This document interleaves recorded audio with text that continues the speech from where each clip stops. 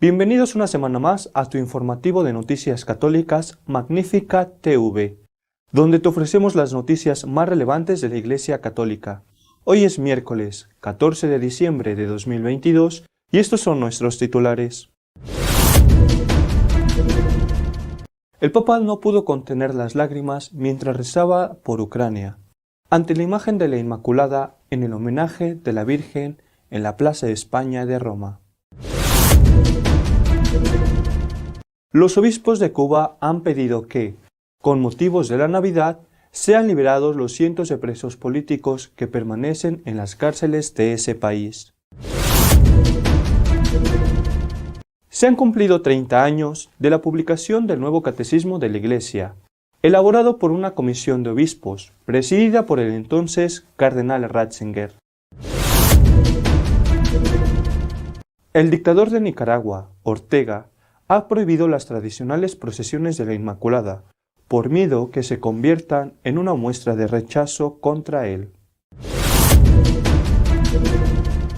Una ley impulsada por el presidente Biden garantiza la legalidad del matrimonio homosexual en Estados Unidos. Los obispos han lamentado su aprobación. La trágica situación que se vive en Ucrania hizo llorar al Papa durante el homenaje a la Inmaculada, que se celebra cada año en la Plaza de España en Roma. El Papa Francisco volvió, tras los 2 años de pandemia, a rendir homenaje a la imagen de la Inmaculada cercana a la Plaza de España de Roma, y en su oración, en la que se le vio visiblemente emocionado, presentó a la Virgen las súplicas de los niños, de los ancianos, de los padres y madres, de los jóvenes de la martirizada Ucrania. Virgen Inmaculada, hoy hubiera querido traerte el agradecimiento del pueblo ucraniano por la paz que llevamos tanto tiempo pidiendo al Señor, dijo Francisco conmovido ante la columna en la que se encuentra la imagen de la Inmaculada en la Plaza de España de Roma.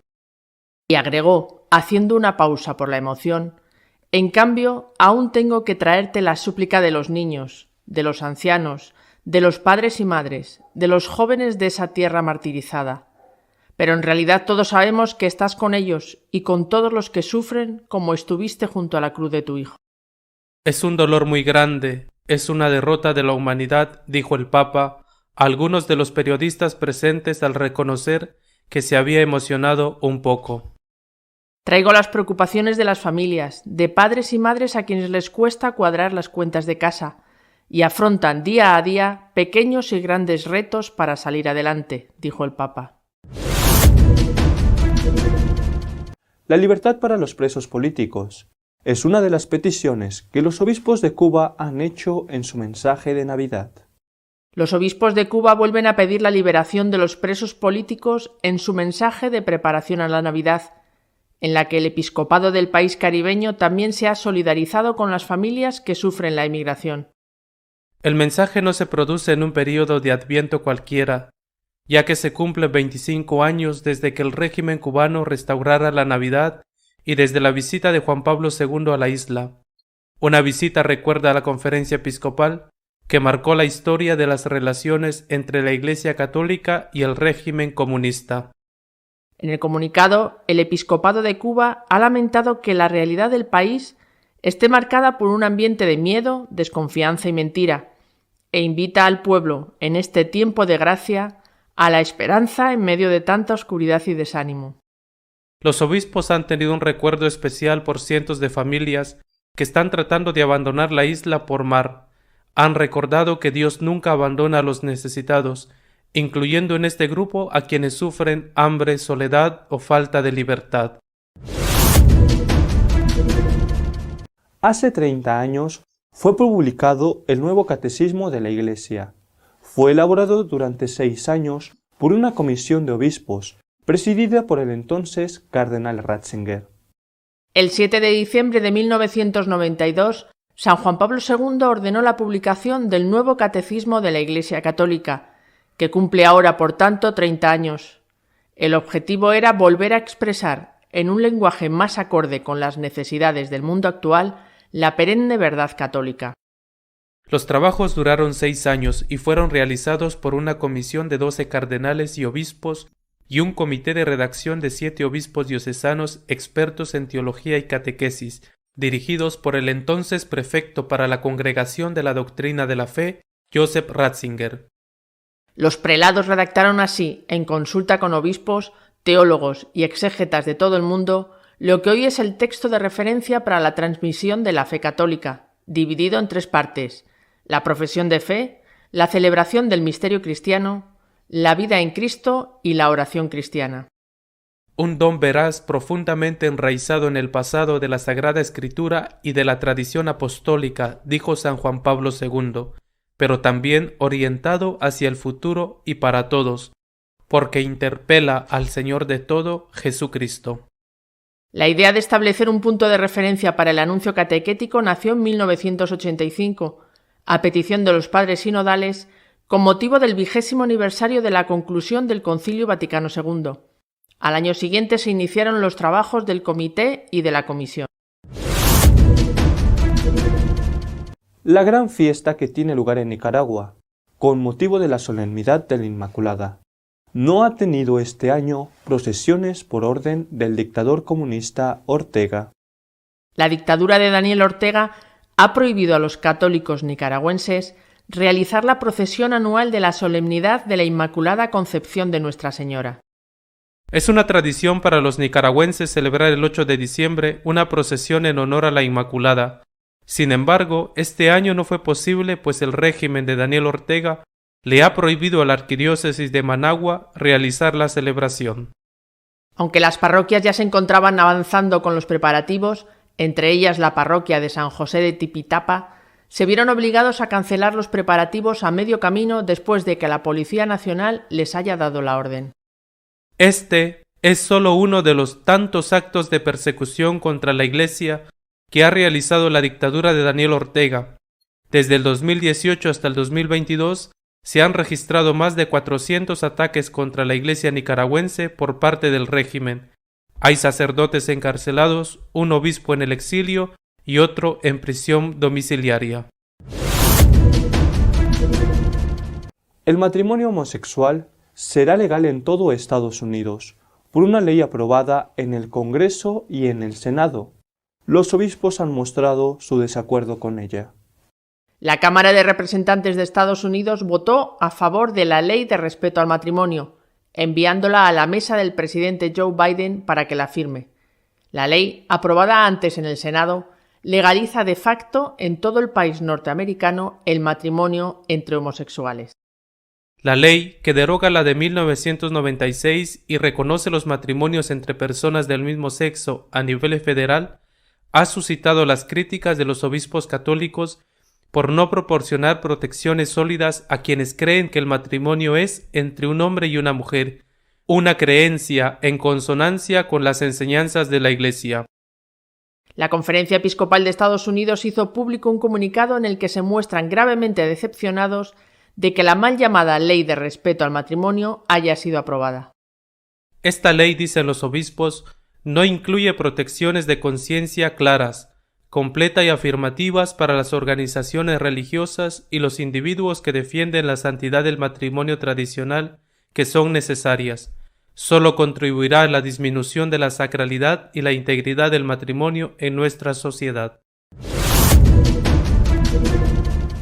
Nuestro editorial de esta semana está dedicado a comentar la emoción que embargó al Papa mientras rezaba por Ucrania en el homenaje de la Inmaculada en Roma. Esta semana, el jueves, en la solemnidad de la Inmaculada Concepción de María, el Santo Padre recuperó una vieja tradición interrumpida durante 2 años debido a la pandemia y fue a rezar, a rendir homenaje ante la imagen de la Virgen de la Inmaculada que está en la Plaza de España. Allí esta bellísima imagen subida sobre una esbelta columna recuerda a todos el dogma que se proclamó en buena medida gracias al amor que en España siempre se tuvo hacia la Virgen concebida sin pecado. Por eso el Papa de su tiempo quiso colocar la estatua justamente delante de la Embajada de España ante la Santa Sede. Este año la oración del Papa ha estado dedicada no exclusivamente, pero sí sobre todo a la situación de Ucrania.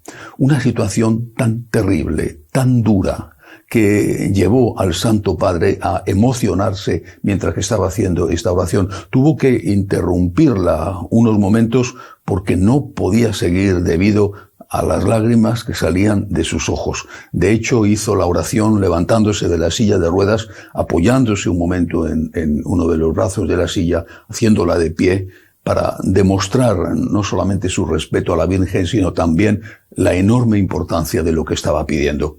Lo que está sucediendo en Ucrania es espantoso.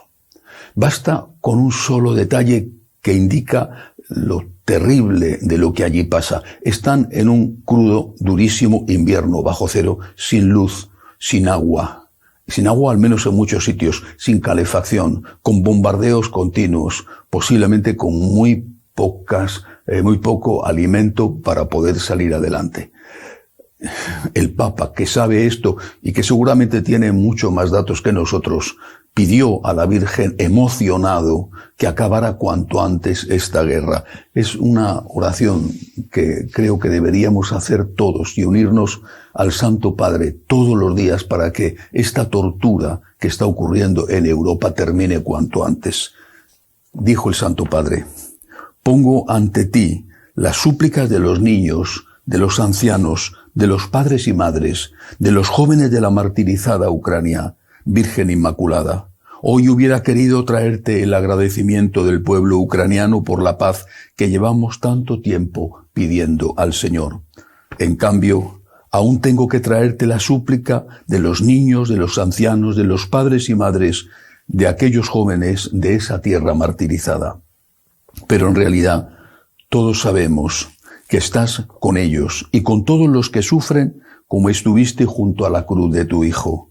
Mirándote a ti, que estás libre de pecado, podemos seguir creyendo y esperando que sobre el odio venza el amor, que la verdad prevalezca sobre la mentira, que la ofensa gane el perdón, que sobre la guerra gane la paz. Que así sea. Yo no sé si la oración del Papa conmoverá a los señores de la guerra, a los que mueven los hilos para que esta guerra terrible siga funcionando. No lo sé. No sé si sus lágrimas tocarán los bolsillos de los que pueden ayudar y quizás se lamenten y menen la cabeza ante tanto dolor y tanto sufrimiento, pero no hagan luego nada. Pero sí estoy seguro de que la Santísima Virgen, una vez más, escucha a sus hijos y, como dice el Papa, está a su lado, aunque los hombres no quieran escucharle a ella y no quieran poner fin a la barbarie. Ahora bien, no solamente se puede llorar y se debe llorar por Ucrania y por los millones de refugiados. Hay otras muchas situaciones en esta hora concreta de la humanidad. Hay otras muchas situaciones que deberían desatar nuestras lágrimas. Pienso, por ejemplo, en el pueblo de Nicaragua, tan amante de la Virgen, tan amante de la Inmaculada, que no ha podido, por una decisión del dictador Ortega, no ha podido salir a la calle a hacer lo que ellos llaman el griterío, con esa oración tan sencilla. ¿Quién causa tanta alegría? La concepción de María. El dictador temía que, como hay tanta represión sobre la Iglesia, esa multitud que sale habitualmente en esta fecha pudiera convertirse en una manifestación contra él, y lo ha prohibido. También hay que llorar por lo que está pasando en Venezuela. Dicen que la economía o la macroeconomía está mejorando. Eso dicen porque el precio del bolívar se hunde de día en día ante el dólar. Los últimos datos informan de que para hacer una cena de Nochebuena, una comida de Navidad mediana, nada de lujosa, una familia tiene que gastar el equivalente a 36 salarios mínimos. Poniendo el ejemplo de España, que es 1.050 euros, o era 1.050 euros el salario mínimo, tendrían que gastar para hacer la cena de Nochebuena 36.000 euros. La situación es terrible, es de verdad para llorar. No digamos si no habría que derramar copiosísimas lágrimas por lo que sigue pasando en Cuba desde hace 60 años, que es la madre de todas las dictaduras comunistas latinoamericanas. Y si miramos a otros sitios, por no seguir recorriendo América, si miramos a otros sitios, bueno, ¿cómo no compadecerse del calvario que está pasando el cardenal Zen de Hong Kong, que ha sido ya condenado, es verdad que a una multa, pero que ahora tiene que enfrentarse a otro juicio por un delito falso, una acusación falsa, pero es un delito aún mucho más grave? ¿Y cómo no llorar por el martirio de tantos cristianos en todo ese gran centro de África, desde Malí hasta Mozambique, pasando por Nigeria, donde de día en día son masacrados con unos crueles tormentos, a veces hombres, mujeres, niños, en el altar de un Dios en el que creen los fundamentalistas islámicos, que piensan que su Dios disfruta mucho cuando se le ofrecen víctimas inocentes. Esa es una trágica realidad a la que, por desgracia, damos la espalda y que es de verdad para llorar.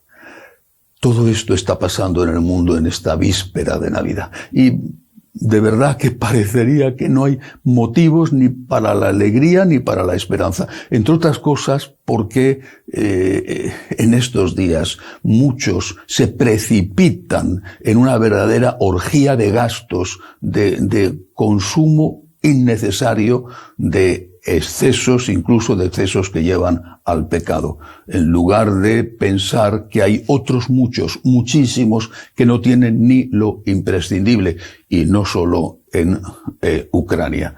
Ahora, si esto es así, ¿qué podemos nosotros esperar? ¿Qué podemos esperar cuando los que tienen hacen oídos sordos y los que no tienen se ven desamparados por los que tienen? ¿Qué podemos esperar?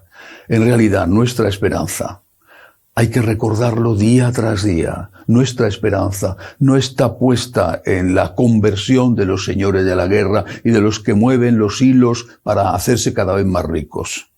Nuestra esperanza no está puesta en un alivio de la economía, nuestra esperanza está puesta en Jesucristo, en aquel acontecimiento que hace 2022 años tuvo lugar en una cueva humildísima, una cueva de ovejas, una cueva humildísima de una aldea de Israel, Belén de Judá.